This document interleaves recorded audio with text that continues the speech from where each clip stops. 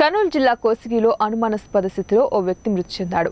స్థానికులు బంధువులు తెలిపిన వివరాల ప్రకారం కోసిగి గ్రామానికి చెందిన వడ్డెరాముడు అనే వ్యక్తి రైల్వే ట్రాక్ పక్కన పొలంలో పడి ఉండటాన్ని చూసి అటుగా వెళ్తున్న స్థానికులు కుటుంబ సభ్యులకు సమాచారం అందించడంతో కుటుంబ సభ్యులు వెళ్లి చూసేసరికి వడ్డెరాముడు మృతి చెందినట్లు వారు తెలిపారు.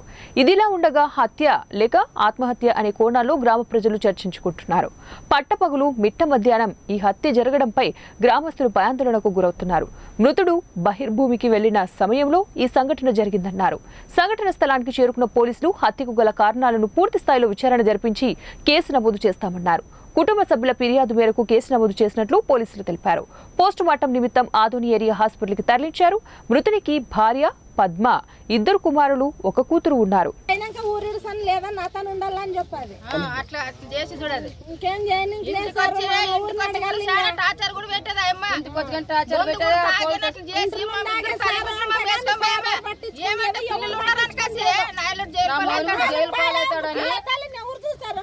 ఇట్లా కష్టపడి కూడా మా మీద జాలి చూపిలేదు.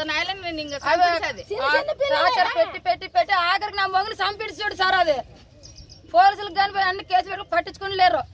ఇట్లా ఎన్నిసార్లు పోలీసు ఎన్నిసార్లు పోయినాడు నేను పట్టించుకుని లేరు. అసలు అన్నంలే నీళ్ళలే ఇంటికి వచ్చి పెడుతుంది. నా మొగలు వచ్చావా లేకుండా నిన్ను ఆడేస్తాను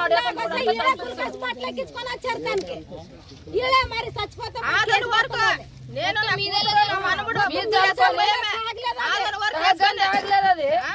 అదేనా మాకు జాలు చూపించాలి కదా. ప్రాణం తీసారు. ఇంత ఇది చేస్తారా సార్? ఇట్లా ఇంక ఎంతమంది చేస్తుంది ఎంతమంది లేదు. వాళ్ళు పద్ధతులు ఎట్లా